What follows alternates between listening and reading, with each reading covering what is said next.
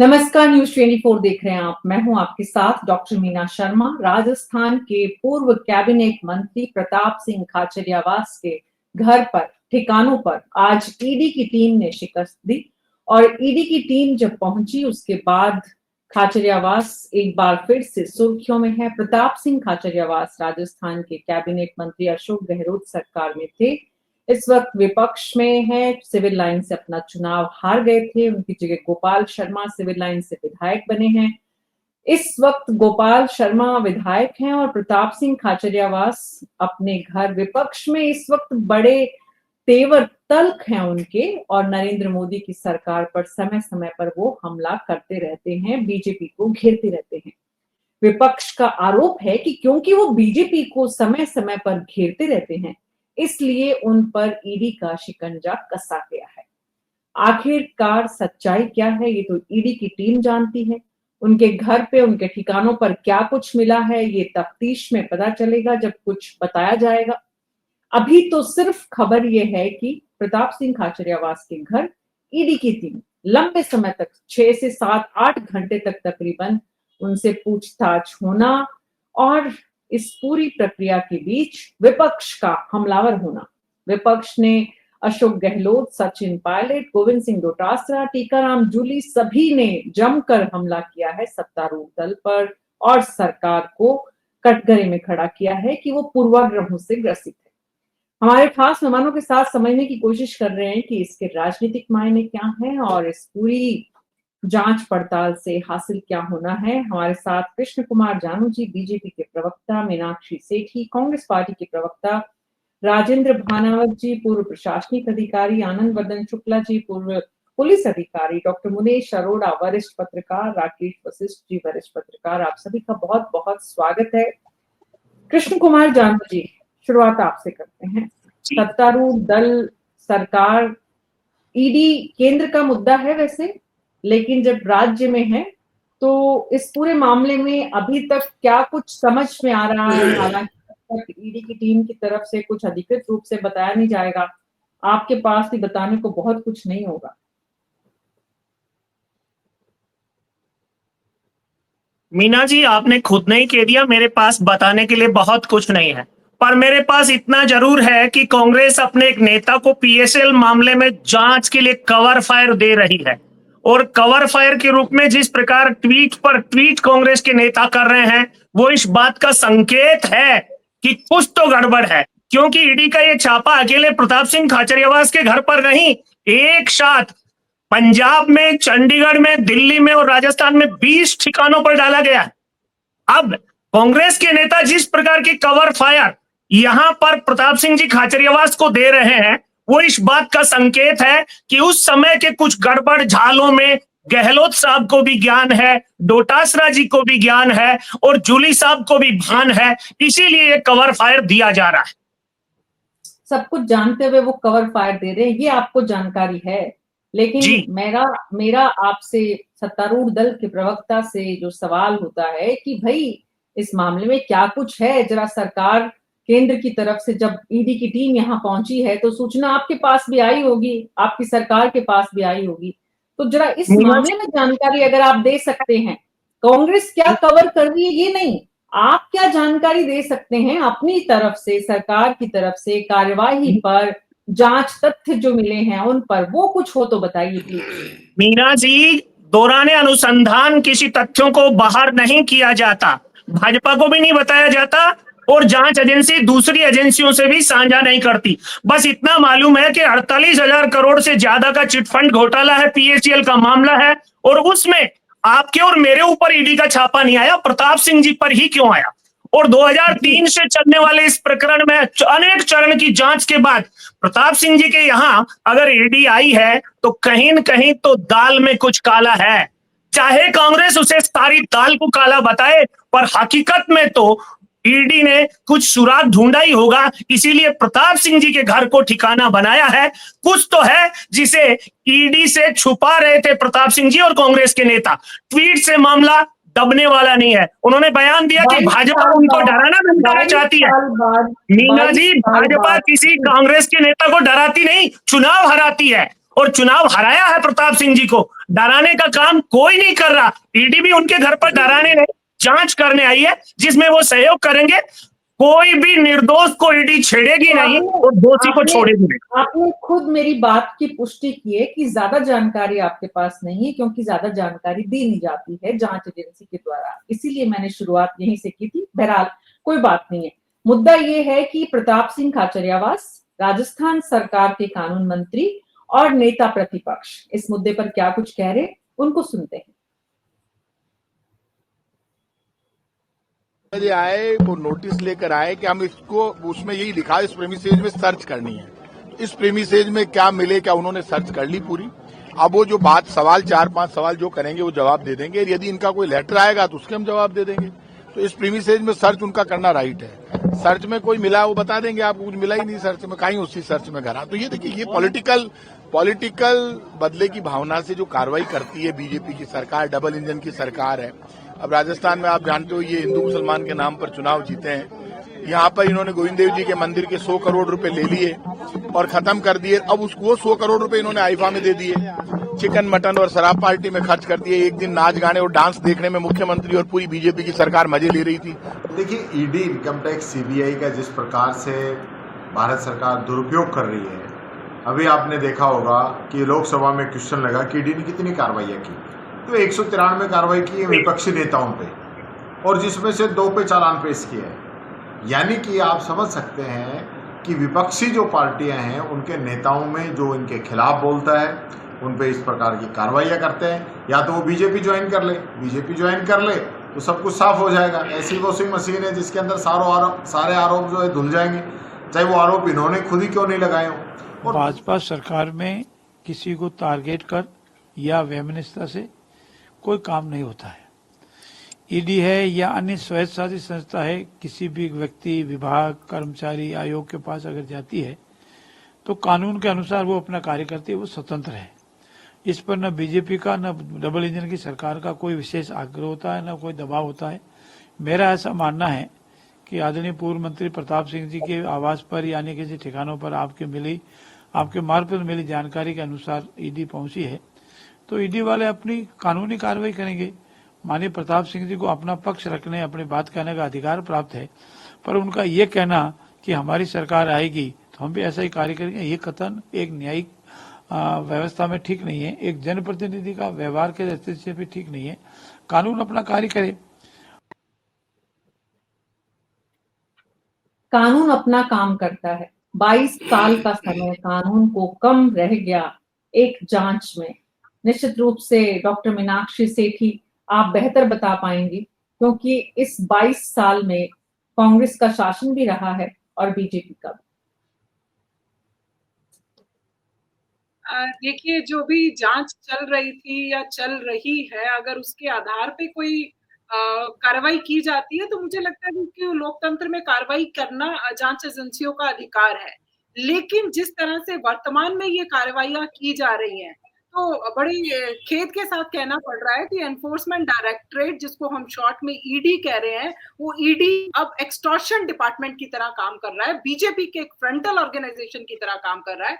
जैसा कि अभी टीकाराम जूली जी भी कह रहे थे कि 193 केसेस में सिर्फ 2 केसेस में ही कन्विक्शन पाया गया है, तो जो कन्विक्शन रेट है वो 1% से कम है। अगर हम आंकड़ों की बात करें तो जो 2014 से लेके 2024 के बीच में जितने ईडी ने छापे मारे हैं, वो 95% अपोजिशन के लीडर्स के ऊपर, अपोजिशन से जुड़े हुए लोगों के ऊपर किए गए हैं।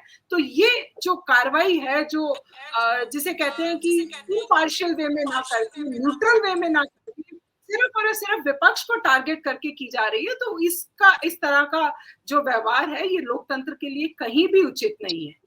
तो मैं इसकी निंदा करती हूँ। और जहां तक ये है कि प्रताप सिंह खाचरियावास जी के यहाँ पे आज जो कार्रवाई हुई है, प्रताप सिंह जी ने अभी आपके सामने स्क्रीन पे आपने ही दिखाया कि उन्होंने कहा कि उन्होंने सर्च की है, सर्च में कुछ नहीं मिला।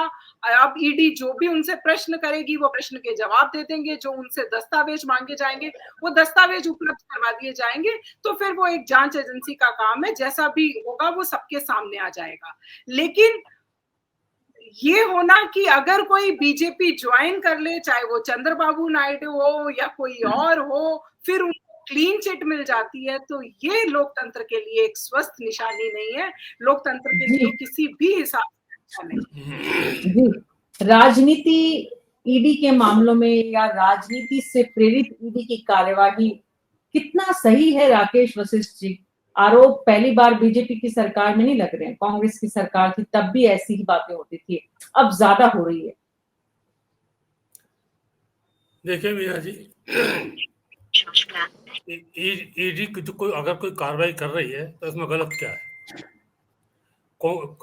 जिनके खिलाफ कार्रवाई हो रही है उनके लिए ये रक्षा कवच तो नहीं दिया जा सकता कि वो विपक्ष में, इसलिए हमारे ऊपर कार्रवाई नहीं होनी चाहिए। ये प्रक्रिया आज से नहीं है, पुराना मामला है।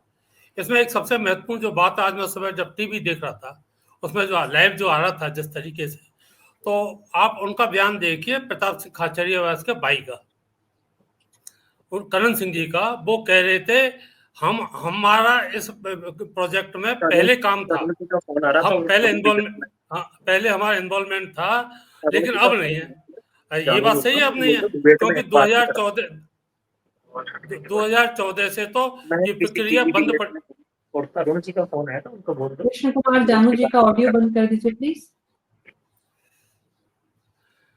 हाँ, तो मैं ये कह रहा था कि उन्होंने ये इस बात को तो स्वीकार किया कि हमारा इन्वॉल्वमेंट था, हम इस काम में लिप्त थे, लेकिन अब नहीं। अब तो है भी 2014 से तो बंद पड़ा है, जब से सेबी ने इस पर रोक लगाई है।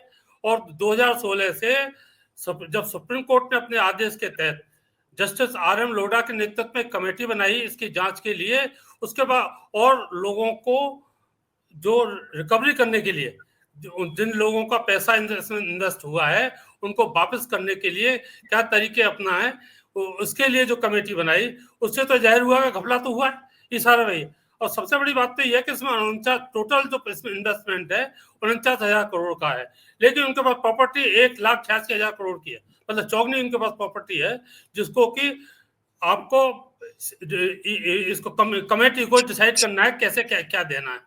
राइट, इनके ऊपर जो एलिगेशन है, 2020 में भी सीबीआई ने इनके छापे डाले थे और पूछताछ की थी इसी प्रकरण को लेकर, क्योंकि उस समय वो भी सुप्रीम कोर्ट के आदेश से ही तो सारा कार्रवाई हुई थी।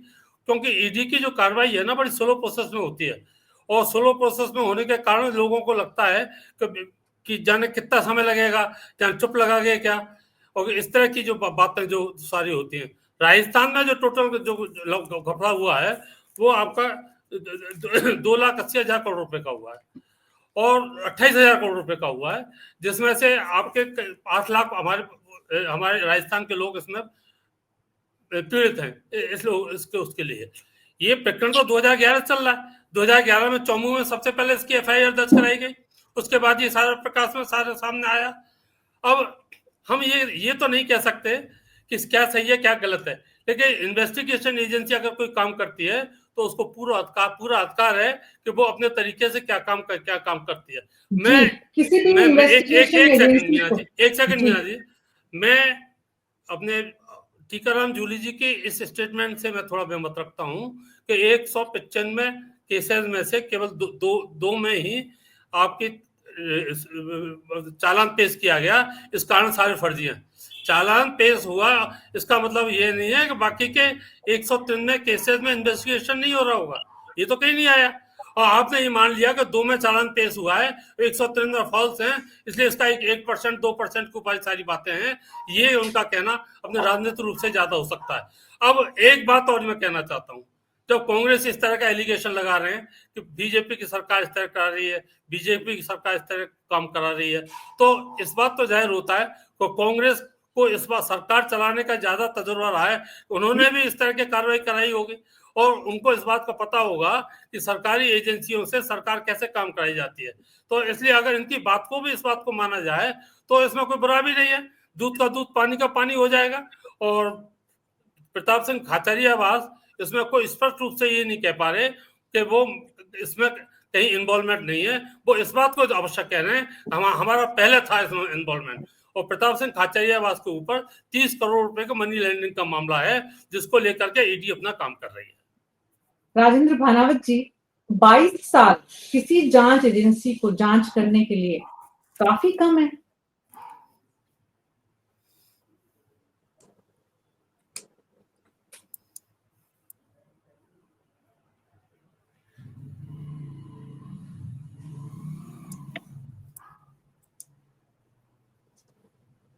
राजेंद्र जी अपना ऑडियो ऑन करिए प्लीज। जी हाँ, आप सवाल एक बार सवाल तो रही है, एक बार वापस आओ। 22 साल का समय किसी जांच एजेंसी के लिए राजेंद्र भानावत जी कितना उपयुक्त? देखिए, इसका तो सवाल तो वैसे उत्तर तो वही दे पाएंगे जो जांच कर रहे हैं वो, लेकिन किसी भी दृष्टि से इतना ये जब कोई राजनीतिक प्रकरण सामने आता है तब ये जांचें निकल के फिर वापस समाचार का हिस्सा बनती हैं।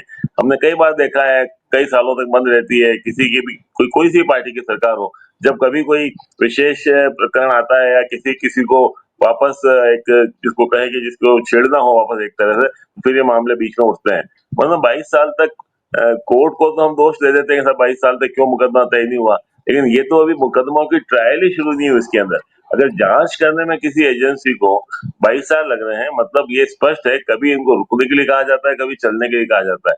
मैं ये मानने के लिए तैयार नहीं हूं कि एजेंसी पूरी तरह निष्पक्ष और स्वतंत्र होती है। उनको छूट दी जाए तो बहुत अच्छी तरह जांच कर सकती हैं, लेकिन ये सर्वविदित है कि इन एजेंसियों पर कोई न कोई अंकुश रहता है। वे भी अपने जो आकाओं के मन को देख करके, उनकी इच्छाओं को देख करके या उनकी आदेशों को देख करके कभी काम स्पीड अपनी कभी कम कर देती हैं, कभी ज्यादा कर देती हैं। ये होना नहीं चाहिए। इनको इन्वेस्टिगेशंस को बिल्कुल मुक्त रखा जाए, चाहे वो पुलिस का इन्वेस्टिगेशन हो, सीबीआई का हो, चाहे ईडी का हो।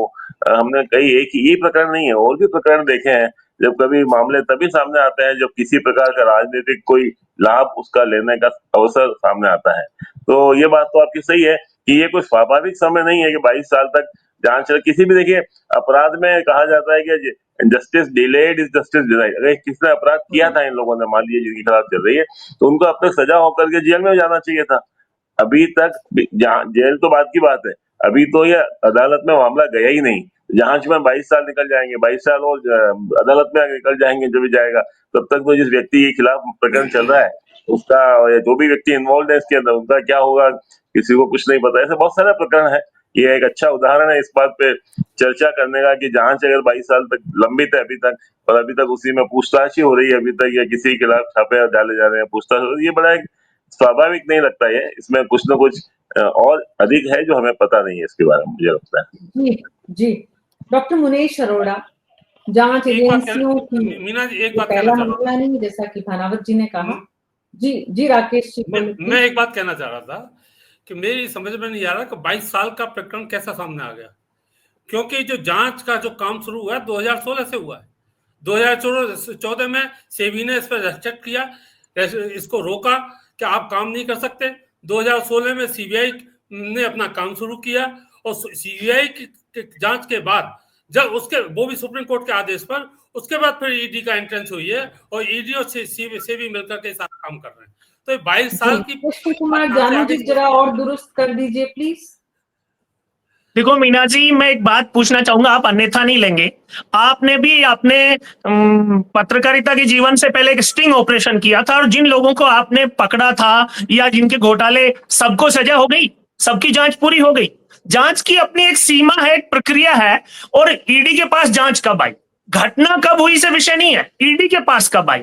तो ये जो नैरेटिव डिजाइन किया जा रहा है, हाँ जांच की गति बढ़नी चाहिए, उसके लिए कानून में अमेंडमेंट होने चाहिए, जवाबदेही तय होनी चाहिए, ये सारी बातें तो उचित है। लेकिन मीना जी, आप तो खुद जानते हैं, जिन स्टिंग करने के बाद आप एकदम से पॉपुलर पत्रकार हैं, उस स्टिंग के सारे दोषियों को दंड मिल गया क्या, या उनके मामले अब भी लंबित? आप इस विषय को सोचेंगे, समझेंगे तो बहुत पदक्षेप हो जाएगा प्रश्न। उसके दोषी स्टिंग ऑपरेशन करने वाले पत्रकार हैं, ये कहना चाह रहे हैं आप?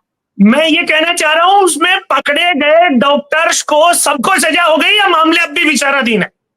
हाँ, मैं वही पूछ रही हूँ कि उसके लिए जिम्मेदार वो पत्रकार हैं जिन्होंने ये गलती की। आप घुमा करके कुछ भी पूछ सकते हैं, क्योंकि इस शब्द माया जाल में आप मुझसे ज्यादा महारथी हैं। लेकिन मेरा सीधा सा सवाल है, जांच एजेंसियों को कटघरे में खड़ा करना, समय सीमा में जांच के लिए उनको बाध्य करने का कॉन्स्टिट्यूशनल ऑर्डर तो है नहीं, तो जो जिस प्रकार की जांच की गति है उस पर संदेह करना। मैं एक बात पूछना चाहता हूं कि जीप घोटाले की जांच कितने समय में हुई, बोफोर्स घोटाले की जांच कितने समय में हुई, अगस्ता वेस्टलैंड की जांच कितने समय में हुई, 2G घोटाले की जांच कितने समय में हुई, कोल घोटाले की जांच कितने समय में हुई? जांच की अपनी प्रक्रिया है भाई। जांच एजेंसियों को बीजेपी की सरकार ये तो मिसगाइड कर रही है। भाई ये जांच एजेंसी ईडी बनाई किसने थी और ईडी की अवधारणा का प्रारूप लेकर कौन आया था? सीबीआई के बाद ईडी को जांच मिली है, फिर भी चलो संदेह करना कांग्रेस का अधिकार है, अपने नेता को कवर फायर देने के लिए तर्क की जगह कुतर्क घड़ने का अधिकार है, घड़ते रहिए, लेकिन ईडी निर्दोष को छेड़ेगी नहीं, दोषी को छोड़ेगी नहीं। ये इसे आप कौन सा तर्क कहेंगे मुझे नहीं मालूम कि भाई ईडी की जांच 22 साल चली, आपकी जांच 15 साल 20 साल चल रही है, क्यों चल रही है? आप अपनी सरकार से पूछिए, आपकी सरकार है, कि क्या वजह है कि अभी स्टिंग ऑपरेशन में 20 साल पहले जो डॉक्टर्स आए थे सामने, जिनकी बाकायदा सारी तस्वीरें हैं, उसके बाद भी वो जेल की सलाखों के पीछे क्यों नहीं है? आपकी सरकार बेहतर जवाब दे पाएगी। मीना जी, इसके बाद कितनी सरकारें आई, कितनी सरकारें गई, सरकार का काम करने का तरीका आप मुझसे ज्यादा जानती हैं। जी, सरकार केवल और केवल, बिल्कुल बिल्कुल बिल्कुल, आपने बिल्कुल सही कहा। आज आपने दो भाइयों के बयान सुने, प्रताप सिंह जी का बयान कुछ अलग है, उनके भाई साहब का बयान कुछ अलग है। कौन सच बोल रहा है, कौन झूठ बोल रहा है, निर्धारण अपन थोड़ी करेंगे, जांच एजेंसियां करेंगी। जी, जांच एजेंसियां जांच करती हैं, नैरेटिव सेट करने का काम कुछ लोग करते हैं। आज आपको लग रहा है हम नैरेटिव उसमें कभी कभी मीडिया भी अपनी भूमिका निभाता है, कभी कभी प्रवक्ता भी अपनी भूमिका निभाते हैं, कभी कभी मीडिया भी निभाता है। बाकी तो ये अधिकार पूरा आपका ही है, कोई बात नहीं। डॉक्टर मुनेश अरोड़ा, आगे बढ़ते हैं।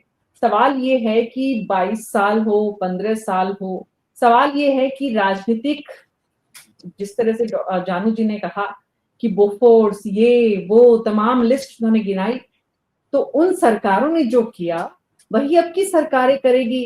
तभी तो विपक्ष को बोलने का मौका मिलेगा, तभी तो जनता समझेगी कि कोई फर्क नहीं है देश में सबसे लंबे समय तक राज करने वालों में भी, और देश में 2 से यहां तक पहुंचने वाले, देश की संसद में 2 सांसदों से यहां तक पहुंचने वालों में भी कोई फर्क नहीं है। उदाहरण तो वही देते हैं वो कि देखिए उस समय क्या हुआ था, उसकी जांच में कितना समय लगा था, तो हमारी जांच में समय लग रहा है तो क्या गलती है? मीना जी, एक बात बता दूं कि जो जांचें है ना, ये ठीक है, सरकारें आती हैं जाती हैं, उससे प्रभावित होती हैं, मगर एक चीज बहुत कॉमन है कि अगर एक बार कोई आरोप हो लग गया या कोई जांच खुल गई तो वो कब एंड होगी, ये जिस समय वो जांच खुली थी ना, उसका भविष्य वहीं पे लिख दिया जाता है कि वो कब तय होगी जाके, कोई नहीं जानता है, क्योंकि एक के पीछे एक इतने लैकुना रहते हैं जिसको निकालने में काफी समय जाता है। मगर ये तो मीना जी आप जानती है कि कोई भी दल हो, उसके लिए ये बहुत आसान होता है कि जो सत्तारूढ़ दल है उसको पर ये आरोप मर गए कि साहब ये तो हमारे पर ईडी की कार्रवाई इसलिए हो रही है क्योंकि राजनीतिक प्रतिशोध है। पर मीना जी ऐसा नहीं होता, कानून के अपने हाथ पांव होते हैं, कानून अपने ढंग से चलता है। जैसे भाई साहब ने बताया था कि 2 फरवरी 2016 को सीजीआई लोढ़ा की कमेटी ने, जस्टिस लोढ़ा जो उन्होंने जांच शुरू की और सब हुआ, तो इसका मतलब ये जो प्रकरण हुआ ये उससे पहले का था, क्योंकि एकदम से कमेटी गठित नहीं होती, घोटाला पहले निकलता है, उसके बाद बात आगे बढ़ती है, तब जाके इस तरह की जांचें होती है, क्योंकि घोटाला बहुत बड़ा है, 48,000 करोड़ का घोटाला है और उसमें 28 लाख लोग राजस्थान के इन्वॉल्व है, और उसमें से 30 करोड़ रुपए का जो इन्वॉल्वमेंट है वो प्रताप सिंह के इन्वेस्टमेंट का आ रहा है, जैसा कि बताया गया है। अब ये उससे कनेक्टेड है या उसके भाई से कनेक्टेड है, ये तो जांच एजेंसियां बाद में बताएंगी, मगर ये सच है कि कहीं ना कहीं आज धुआं है तो कहीं ना कहीं आग तो थी। इस बात का प्रकरण कहीं से तो शुरू हुआ था मीना जी, ऐसा नहीं है, क्योंकि 28 लाख लोग राजस्थान के, चाहे आदर्श कोऑपरेटिव घोटाला हो, चाहे ये वाला पीएसीएल घोटाला हो, चाहे कोई सा भी हुआ हो, सब में कोई ना कोई इन्वॉल्वमेंट तो रहा है, और राजनेताओं के संरक्षण के बगैर इतने बड़े घोटाले नहीं होते, इस बात से मना नहीं किया जाता मीना जी। तो जब भी कोई इस तरह की कार्रवाई होती है, इतने बड़े लेवल का नेटवर्क बनता है, तो उसके पीछे किसी न किसी राजनेता का हाथ होता है।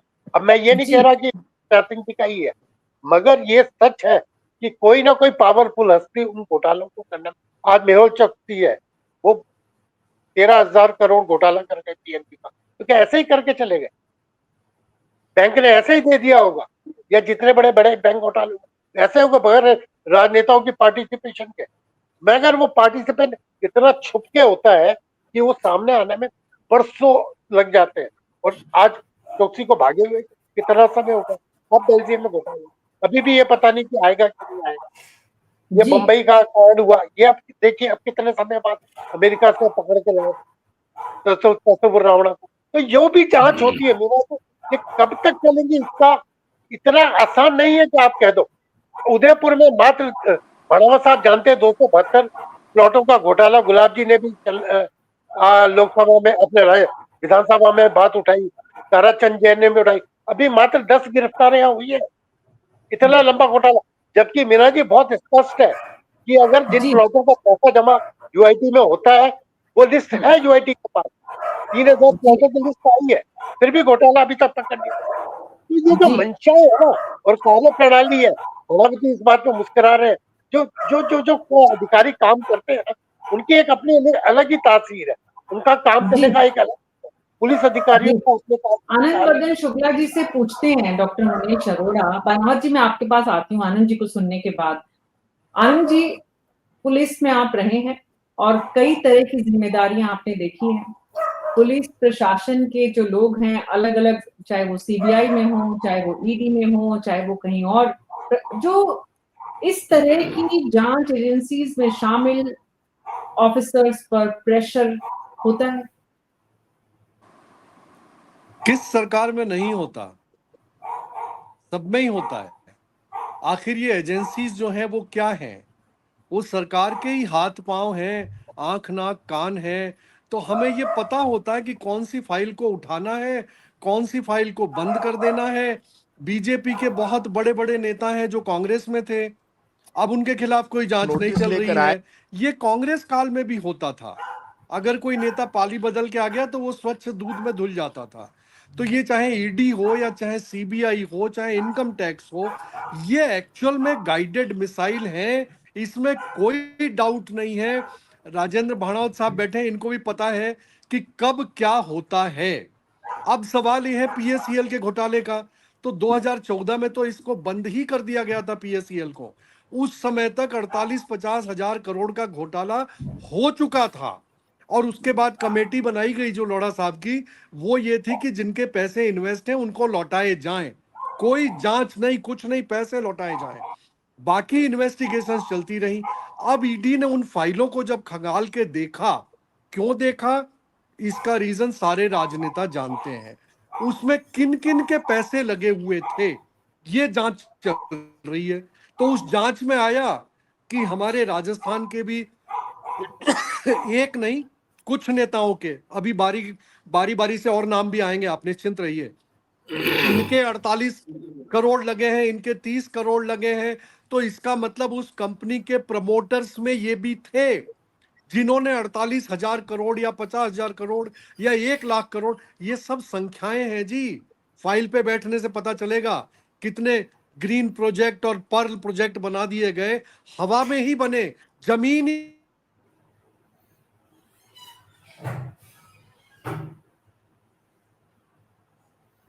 कुछ तकनीकी परेशानी आनंद वर्धन शुक्ला जी के। डॉक्टर मीनाक्षी सेठी, इस तरह के मामलों में जो आम आदमी है वो जबरदस्त ढंग से पिसता है, ऐसा पिसता है कि उसे समझ में ही नहीं आता है कि मतलब कहाँ जाएं।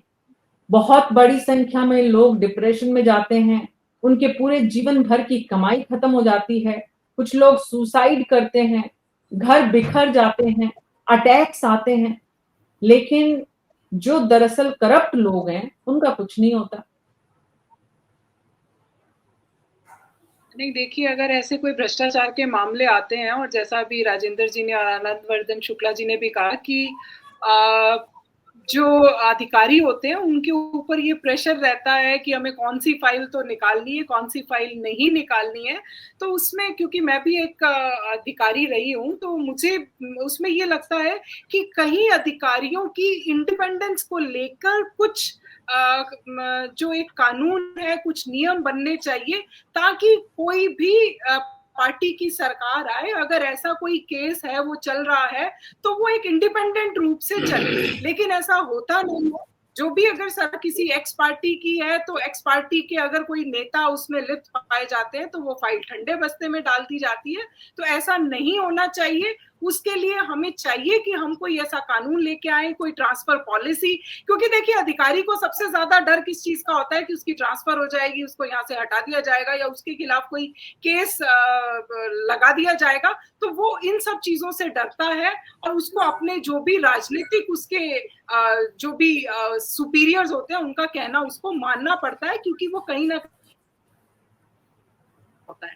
तो मुझे लगता है कि इनकी इंडिपेंडेंस को लेके कुछ एक पॉलिसी बननी चाहिए ताकि अगर ऐसे कोई भ्रष्टाचार के मामले हो तो वो इररिस्पेक्टिव कि वो कौन सी पार्टी का नेता और कौन सी पार्टी की सरकार है, उन पे निष्पक्ष जांच हो पाए और जो हमारी जनता है उनको न्याय मिल पाए। तो ये बिल्कुल सही मुद्दा है और मुझे लगता है कि बाकी प्रशासनिक अधिकारी भी मेरी इस बात से सहमत होंगे कि कहीं ना कहीं जो अधिकारियों की इंडिपेंडेंस है वो कहीं सेक्रीफाइस कर दी जाती है। डॉक्टर राजेंद्र भानावत जी, देश की सबसे प्रतिष्ठित सेवा से चुनकर आने वाले ऑफिसर्स का ये हाल है कि उन्हें कितने दबाव में काम करना पड़ता है। देखिए मीना जी, मैं व्यक्तिगत रूप से बात करूं तो किसी प्रकार के दबाव से किसी अधिकारी को कुछ भी काम करने के लिए मजबूर नहीं किया जा सकता।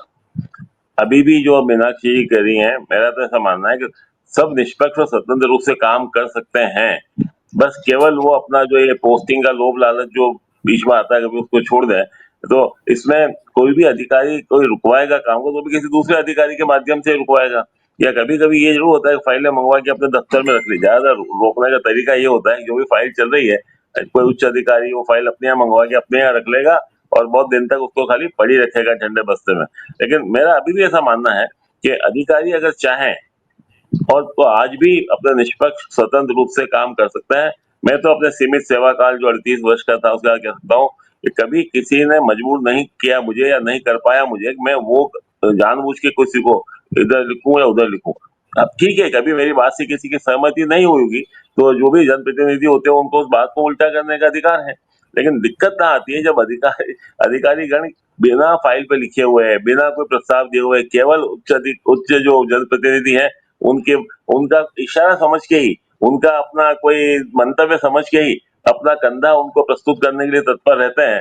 तो फिर अधिकारियों का भी दोष इसमें माना जाना चाहिए। मैं कहता हूँ उनको बिल्कुल बरी कर दिया जाना चाहिए, उनकी कोई गलती नहीं है। अगर क्योंकि जनप्रतिनिधियों का तो अपना एक तरीका होता है, राजनीति होती है उनकी, वो कहेंगे, लेकिन कितना उसको किस तरह से अपने काम को करना, किसी प्रकार को निष्पक्षता से और जो मामला है उसको उसके ऑब्जेक्टिव तरीके से करना, ये अधिकारियों की भी जिम्मेदारी बनती है। वे इस बात से बरी नहीं हो सकते। ये सारा दबाव था, हम क्या करें? दबाव किसका? कोई लिखित में कोई दे सकता है क्या? मुंह जबानी कहते हैं, आपने मान लिया, फाइल दबा के रख ली, बात खत्म हो गई। तो वही ये है, और इसमें सारा नुकसान इसका हो रहा है। आज जैसे ये PSCL का है और भी कोई मामला है, सबसे ज्यादा नुकसान हो रहा है एक आम नागरिक का, जिसका कोई धनी दोरी नहीं है, उसकी तरफ से बोलने वाला कोई नहीं है। अधिकारियों से अपेक्षा थी वो समय पे जांच करके दोषी को सजा दिलवाए। कहीं न कहीं चूक हुई है, उन्होंने भी दबाव आने दिया अपने ऊपर, या उन्होंने अपने स्वार्थ की कारण अच्छी जगह पोस्टिंग हो जाएगी, जो सत्ता में खुश हो जाएंगे।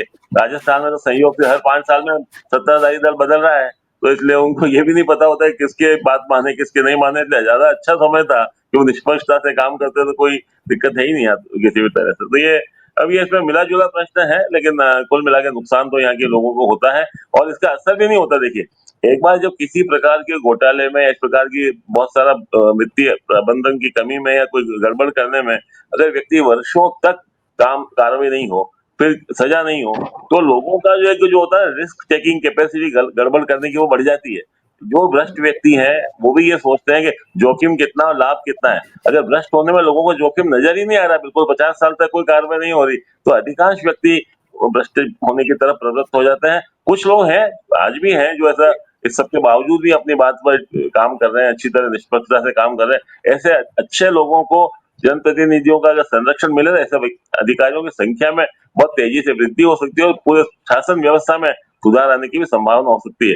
इसके लिए यक्ष प्रश्न नहीं है ऐसा कोई चाहता है क्या? ये प्रश्न है जी जो सबके सामने है। आपके साथ दोनों दलों की प्रतिनिधि आपके सामने बैठे हैं अभी। जी, सत्तारूढ़ दल के प्रवक्ता सिर्फ अपनी बात कहकर चले गए, बीच में मैदान छोड़कर।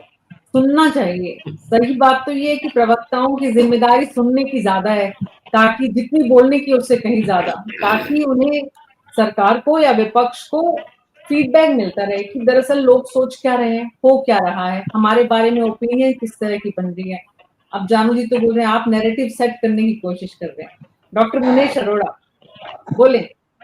मीना जी, जो बातें हैं, जैसे भाड़ावत जी ने कहा कि अधिकारियों पे दबाव नहीं होता, ये बात तो सच है कि दबाव नहीं होता, मगर मलाईदार पोस्टों की चाहत तो होती है। मलाईदार पोस्ट कैसे मिले वो एक इम्पोर्टेंट चीज है।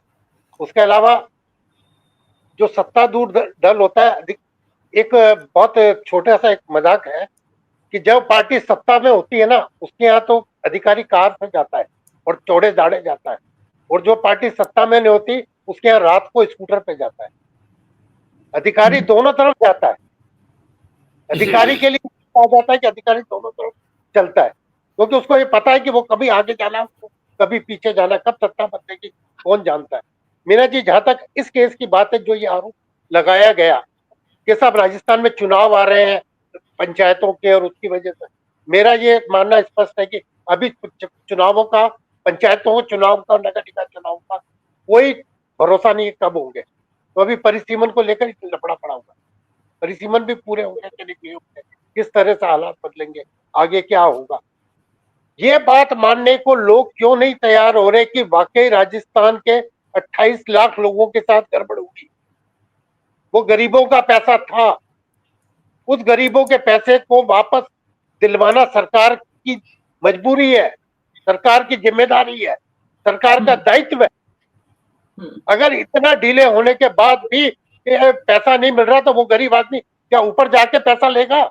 ऐसे ऐसे अनगिनत उदाहरण है, ऐसे अनगिनत फ्रॉड हुए हैं इस देश में, अलग अलग राज्यों में, और उनका पैसा जिस गरीब आदमी का लगा उसके पास वापस नहीं पहुंचा है। अनगिनत उदाहरण है। राकेश वशिष्ठ जी, राजनीतिक इच्छाएं, राजनीतिक जो जिस तरह के प्रेशर राजनेताओं का एक दूसरे को कब दबाना है, कब उठाना है के प्रयास में आम आदमी सिर्फ पिसता है। बिल्कुल सही कहा, और ये बात बिल्कुल सही है। और ईमानदारी की बात तो ये है कि दूध का धुला कोई नहीं है, लेकिन जो पकड़ में आ जाए वो चोर कहलाता है। मैं मुनीष जी की एक जानकारी दे दूं कि कुछ लोगों का पैसा वापस हुआ है, जिन्होंने 15,000 और 19,000 रुपए जिन्होंने इन्वेस्टमेंट है, वो धीरे धीरे आगे बढ़ रहे हैं।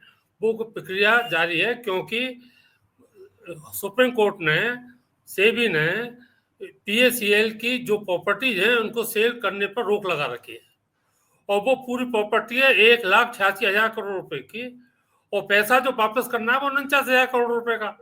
लेकिन चूंकि कानूनी प्रक्रिया है, कानूनी प्रक्रिया तो हम सब यहाँ बैठे हैं, सब जानते हैं किस तरीके से चलती है। कोई कोर्ट में चला जाता है, कोई कुछ चला जाता है, ये सारी बातें होती हैं। मैं भानावत जी की इस बात से बिल्कुल सहमत हूँ कि जो अधिकारी निष्पक्ष भाव से करना चाहे तो उसे कोई नहीं रोक सकता। केवल ये चाहती उसके लिए कंटक बनती है कि मुझे अच्छी पोस्टिंग मिले, मुझे अच्छा शहर मिले। कोई अफसर ये सोच ले कि मुझे तो नौकरी करनी, चाहे चूरू भेजो चाहे गंगानगर भेजो, उसके लिए कोई रोक टोक नहीं है, वो तो अपने तरीके से काम करेगा। तीसरी एक बात और मैं बता दूं, भानावत जी अच्छी तरह से समझते होंगे इस बात को। मीनाक्षी जी का पता नहीं मुझे कि वो किस पोस्ट पर रही हैं, लेकिन जो इन्वेस्टिगेशन होता है ना, वो कई प्रक्रियाओं से गुजरता है। आईओ से गुजरेगा, फिर उसके ऊपर अधिकारी के पास जाएगा, उसकी टिप्पणी आएगी, फिर उसके ऊपर के अफसर के पास जाएगा, फिर उसकी टिप्पणी आएगी, फिर वहां से वो इंडिकेशन देगा कि आप ये जांच करिए, आप इस आदमी से पूछताछ कीजिए, आप इस आदमी का दिए। तो जो प्रक्रिया हमको ऊपरी तौर पर तो ऐसा लगता है कि कुछ नहीं है, ये तो हुआ और काम हुआ, ऐसा नहीं होता। ये जो फाइल, इस तरह की जो फाइल है, खासतौर से जो इकोनॉमिकल ऑफेंस की होती है, उसमें जांच करने में हमेशा हर टाइम लगता है। हमको बोफोर्स का भी ध्यान है कि जिस तरीके से इसकी हुई थी, हमको लगता था क्यों नहीं हुआ, लेकिन जांच करने का एक तरीका है जिसके तहत होता है। फिर जो जांच एजेंसीज होती हैं वो आपस में कड़ी लाने का भी काम करती हैं कि कोई गवाही आई तो उसको कैसे लिंकअप किया जाए, किसके साथ लिंकअप किया जाए। क्योंकि जब मामला कोर्ट में जाता है तो कोशिश होती है कि ऐसा नहीं हो, कोर्ट में जाते ही जांच एजेंसी को लताड़ पड़े और मामला फुस हो जाए। तो अच्छे इन्वेस्टिगेशन ऑफिसर जो होते हैं वो उनके लिए टाइम लगना बिल्कुल माकूल बात है, वो अच्छी बात है। लेकिन ऐसे ऑफिसर्स की यहाँ पे जगह नहीं होती है, वो भी एक बात है। और समय समय पर ऐसे ऑफिसर्स को उनकी जगह पर भेज दिया जाता है। और यहाँ पर ऐसे ऑफिस जी कुछ है, ऐसा नहीं है सारे पूरी मछली गंदी हो, नहीं, ताला गंदा हो। मैंने नहीं कहा उन्हें दूसरी जगह भेज दिया जाता है। ऐसी जगह पर राजनीति प्राप्त होता है। यस, मैं इस बात से सहमत हूँ आपकी। बहुत बहुत शुक्रिया आप सबका इस चर्चा में शामिल होने के लिए। कुल मिलाकर इस वक्त प्रताप सिंह खाचरियावास राजस्थान में कांग्रेस के नेता, पूर्व कैबिनेट मंत्री परेशानी में है। हालांकि ये परेशानी राजनीतिक दबाव से ज्यादा भी आगे कुछ बढ़ पाएगी। ईडी की जांच कुछ और उनको शिकंजे में ले पाएगी, इसकी संभावनाएं इस वक्त कम से कम बहुत कम दिख रही है। आने वाले दिनों में देखना होगा जांच कहां तक बढ़ती है, कितने वो उन पर दोष आरोप सिद्ध हो पाते हैं और कहां जाकर ये सिलसिला थमता है। अभी तो ये राजस्थान की राजनीति में एक उबाल, एक बुलबुला है जो तपिश में और ज्यादा गर्माहट बढ़ा रहा है। मई का महीना आने वाला है और पानी और बिजली की किल्लत होने वाली है। तो कैसे उन सब परेशानियों के बीच कांग्रेस अब दूसरे मुद्दे में उलझ जाए, ये भी एक बात है। और सत्तारूढ़ दल कैसे कांग्रेस की इन आरोपों के बीच में अपने कामों को आगे बढ़ाएगी, ये देखना होगा। बहरहाल प्रताप सिंह खाचरियावास आने वाले दिनों में किस तरह से इस परेशानी से निकलते हैं, ये भी हम देखेंगे। कांग्रेस ने उन्हें बब्बर शेर कहा है राजस्थान का बब्बर शेर आज परेशानी में है। न्यूज़ 24 पर अभी मेरे साथ इतना ही। नमस्कार।